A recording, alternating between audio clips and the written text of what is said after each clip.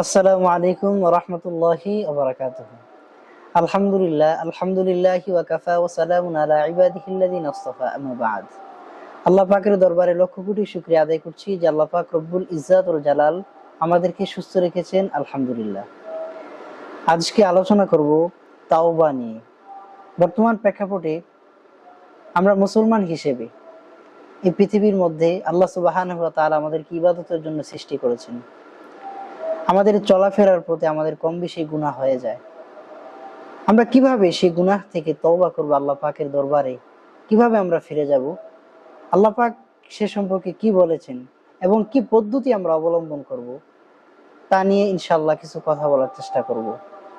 তো আমি প্রথমে বলবো, পবিত্র কোরআনুল কারীমে আল্লাহ পাক বলেন, ইন্নাল্লাহা ইউহিব্বুত তাওয়াবিন ওয়া ইউহিব্বুল মুতাতাহহিরিন।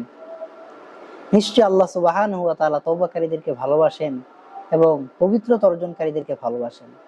যেখানে আল্লাহ সুবহানাহু ওয়া তাআলা বলতেছেন যে আল্লাহ তাআলা তওবাকারীদেরকে ভালোবাসেন, তার চেয়ে বড় সুসংবাদ কি হতে পারে? এখন আমরা জানবো যে আসলে আমরা এই তওবা করলে আমাদের ফায়দাটা কি, আমাদের উপকারটা কি, আর এই তওবার মাধ্যমে আমরা কি অর্জন করতে পারবো। এই তওবা জিনিসটা আমরা কিভাবে অর্জন করব, তওবা করতে হলে আমাদের কি কি পদ্ধতি অবলম্বন করা লাগবে, আসুন আমরা কোরআন থেকে জেনে নেই। আল্লাহ পাক পবিত্র কালামে পাকের মধ্যে বলেন, ইয়া আইয়ুহাল্লাযীনা আমানু তুবু ইলাল্লাহি তাওবাতান নাসুহা আসা রাব্বুকুম আইয়ুকাফিরা আনকুম সাইয়্যাতিকুম ওয়া ইদখিলাকুম জান্নাতিন তাজরি মিন তাহতিহাল আনহার। আল্লাহ সুবহানাহু ওয়া তাআলা বলেন, হে দুনিয়ার মুমিন। আল্লাহ পাক এই আয়াতের মধ্যে মুমিনদেরকে ইন্ডিকেট করে বলতেছেন।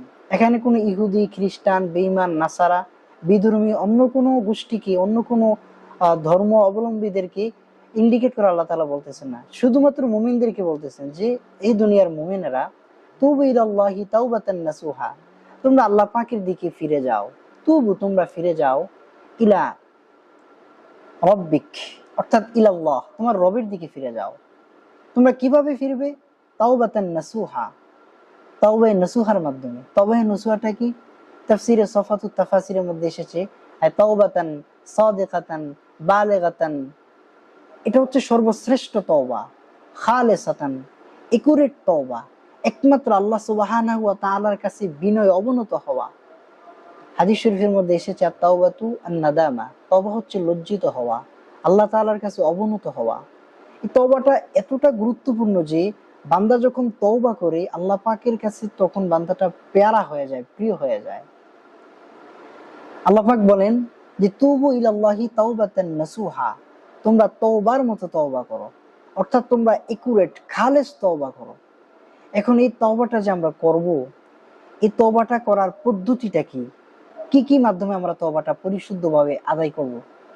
তো এই আয়াতের ব্যাখ্যায় আলী আস-সাবুনী রাহমাতুল্লাহি আলাইহি তিনি সফাতুত তাফাসিরের মধ্যে এনেছেন, ক্বালাল উলামা আত-তাওবাতুন নাসুহ হিয়াল্লাতী জুমিআত সালাসাতু শুরুতিন, তিনটি শর্ত তিনি জমা করা হয়েছে।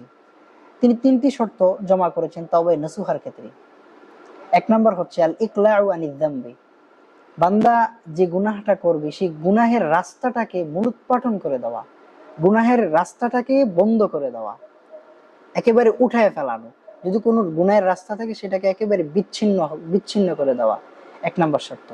দুই নম্বর শর্ত হচ্ছে অন-নাদামু আলা মা হাদাসা, বান্দা যে গুনাহটা করেছে সেটার উপর সে লজ্জিত হওয়া, আল্লাহ তাআলার কাছে কান্না করা, এমন ভাবে কান্না করা যে যেমনই ভাবে আগুন লাকড়িকে, যেমন আগুনের মধ্যে যখন লাকড়িকে দেওয়া হয়, তখন লাকড়ি যখন দহন করে আগুনটা, তখন এই লাকড়ির উপরে ধোঁয়া প্রবাহিত হয়। অনুরূপ হয় বান্দা যখন তওবা করবে, তওবার আগুনে যখন বান্দা জ্বলবে, তার অন্তরটা যখন, তার কলিজাটা যখন তওবার আগুনে জ্বলবে, তখন তার এটা প্রকাশ পাবে, তার চোখের মাধ্যমে অশ্রু প্রবাহিত হবে, তার মাধ্যমে তার তওবাটা কবুল হচ্ছে।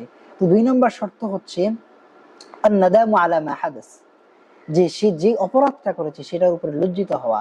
তিন নম্বর হচ্ছে আল আজমু আলা আদামিল আউদাতি ইলাইহি, অর্থাৎ আল আজমু, অর্থাৎ একেবারে দৃঢ় প্রতিশোধবদ্ধ হওয়া, একবারে দৃঢ় প্রতিজ্ঞাবদ্ধ হওয়া যে আলা আদামিল আউদাতি ইলাইহি, যে গুনাহটা করেছে সেটার প্রতি ফিরে না যাওয়ার দৃঢ় প্রতিজ্ঞা করা।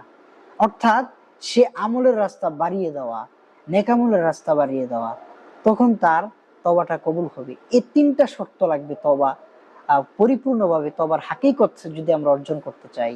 আর সাথে আরেকটা জিনিস বৃদ্ধি করেছেন, সেটা হচ্ছে বান্দা ওয়াইন কানাল হাক্কু লিআদামি, যদি বান্দার হক হয়, জিদা শারতুন রাবিউন, সেটাকে চতুর্থ শর্ত হিসেবে তিনি ইনক্লুড করেছেন। সেটা হচ্ছে রদ্দুল মাযালিমি আসহাবিহা লিআসহাবিহা। সেটা হচ্ছে মাজলুম, যে ব্যক্তি মাজলুম, তার জুলুম, যার প্রতি জুলুম করা হয়েছে তার প্রতি জুলুম না করা। এবং যদি কারো হক নষ্ট করা থাকে, যে আমি কারো হক নষ্ট করে ফেলেছি, কারো গাছের আম খেয়ে ফেলেছি, অথবা আমি কাউকে কথার মাধ্যমে আঘাত করেছি, কাউ গীবত শাকায়াত করেছি, এই রিলেটেড যে গুনাহগুলো রয়েছে সেগুলো হচ্ছে বান্দার কাছে ক্ষমা চেয়ে নেওয়া। তাহলে এর মাধ্যমে হবে কি, আমাদের তওবাটা পরিপূর্ণ হক আদায় হবে এই চারটা শর্তের মাধ্যমে। আল্লাহ তাআলা এই জন্যই বলেছেন তাওবাতুন নাসুহা, খালেস তওবা করা, এটা হচ্ছে খালেস তওবা। এই তওবাটা করতে পারলে কি হবে, পুরস্কার কি, দুইটা পুরস্কার। ফার্স্ট অফ অল, আসা রাব্বুকুম আইয়ুকাফির আনকুম সাইয়্যাতিকুম, এক নম্বর পুরস্কার হচ্ছে বান্দার পূর্বের যত পাপ রাশি রয়েছে সকল পাপ রাশি সমূহ আল্লাহ সুবহানাহু ওয়া তাআলা মোচন করে দিবেন, সুবহানাল্লাহি ওয়া বিহামদিহি। দুই নম্বর হচ্ছে ওয়াইদখিলাকুম জান্নাতিন তাজরি মিন তাহতিহাল আনহার, দুই নম্বর যেই ফজিলতরা সেটা হচ্ছে বান্দাকে আল্লাহ সুবহানাহু ওয়া তাআলা জান্নাতের মধ্যে প্রবেশ করাবেন। কেমন জান্নাত, যার তলদেশের মধ্যে দুধের নহর, মধুর নহর, চারটা নহর প্রবাহিত হবে। এত সুন্দর জান্নাতের মধ্যে বান্দাকে দাখিল করবেন, সুবহানাল্লাহি ওয়া বিহামদিহি, সুবহানাল্লাহিল আযীম। শুধু তাই নয়, আল্লাহ সুবহানাহু ওয়া তাআলা কোরআনের অন্য আয়াতের মধ্যে বলেন, কুল, হে নবী আপনি বলে দেন, ইয়া ইবাদিয়াল্লাযীনা আসরাফু আলা আনফুসিহিম।